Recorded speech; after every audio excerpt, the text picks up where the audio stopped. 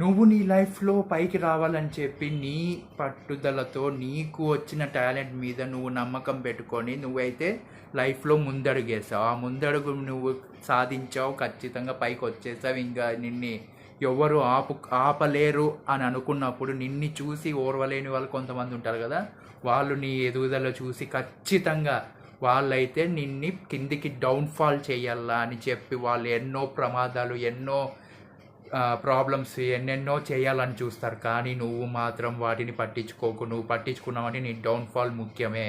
Downfall అయిపోతుంది, ఇంకా వాళ్ళు అనుకున్నారంటే అయిపోతుంది. కాబట్టి నువ్వు పట్టించుకోకూడదు. సో ఎంతమంది నీ వైపు వస్తున్నా, ఎంతమంది నిన్ను పడేయాలని చూస్తున్నా, ఏం జరిగినా, ఎన్ని ప్రాబ్లమ్స్ వచ్చినా నువ్వు మాత్రం నువ్వు అనుకున్న పని ప్రాణం పోయినా ఆపకు.